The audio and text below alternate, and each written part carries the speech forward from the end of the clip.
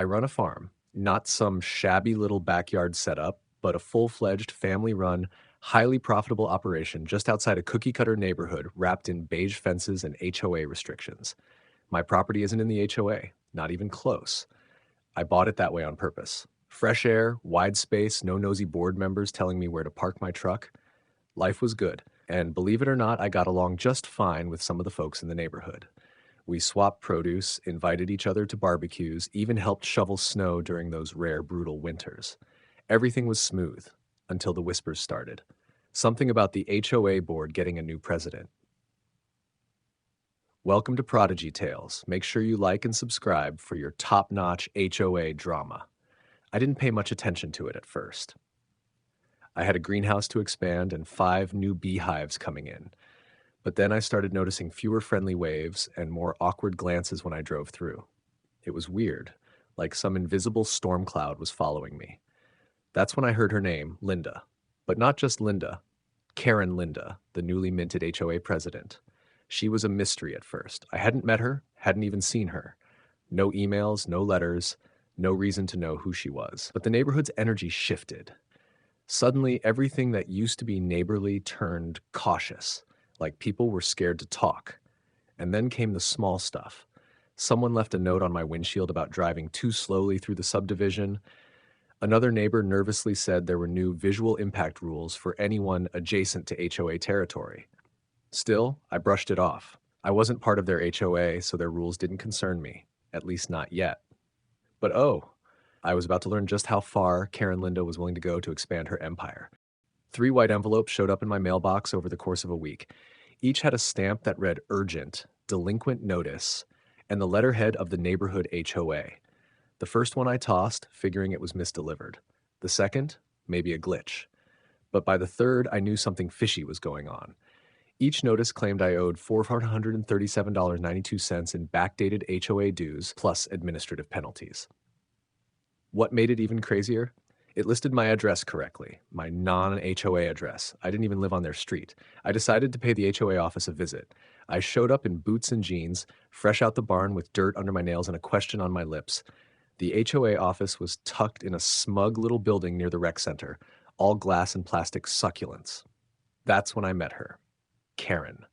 Full bleach blonde bob, pastel pantsuit, and the kind of forced smile that made your soul itch. She introduced herself with a grin like she'd been waiting for this meeting all year. "You must be here about your overdue payments," she said before I even spoke. I blinked. "You mean the ones that make 0 cents?" She slid a manila folder across the counter. Inside were copies of the bills, some vague map with lines that somehow looped in my land, and a note claiming I benefited from visual association with HOA-maintained amenities. I stared at her like she'd grown 3 heads. "Are you charging me because I can see your landscaping?" She nodded, dead serious. "You drive past our decorative hedges. You view our holiday lights. You partake in the ambiance." Ambiance. She really used that word. I told her flat out, "I'm not paying a dime for an ambiance fee. You can keep your topiary and your delusion." She narrowed her eyes. "Then you'll be hearing from us again." And oh boy, she wasn't kidding. The next morning, I nearly drove through my own gate. Yellow caution tape stretched across the entrance to my farm like it was some crime scene. But that wasn't even the jaw-dropper. Spray painted in red across the fence, big, bold, and dripping, were the words, "Pay what you owe." It looked like a ransom threat from a B-grade action movie. I stood there stunned, heart thudding, trying to process what level of pettiness I'd just entered. I ripped the tape down and stormed back inside to check the security cameras.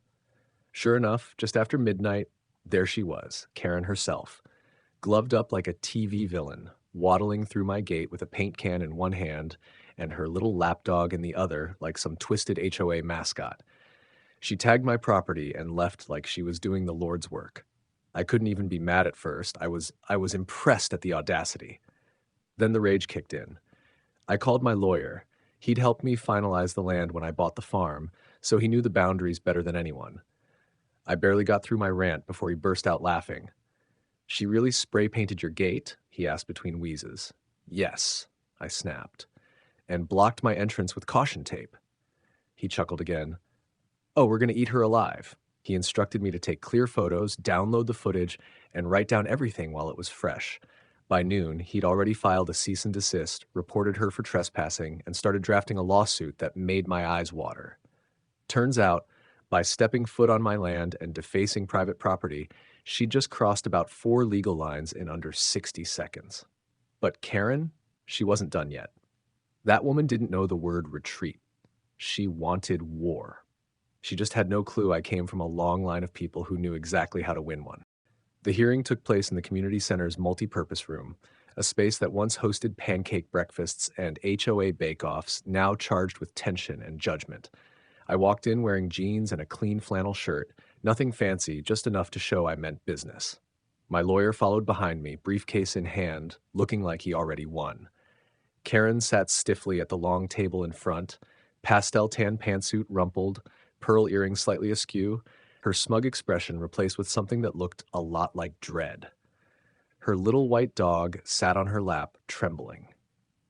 The board members, now unusually polite, avoided eye contact as I set down the massive binder of evidence: video footage of the vandalism, images of the graffiti on my farm's gates, and certified land documents proving I wasn't part of their HOA. One of the board members, a short guy named Tony, who once bought strawberries from my farm, cleared his throat awkwardly and said, "We'd like to make a proposal." I raised an eyebrow, arms folded, watching them squirm.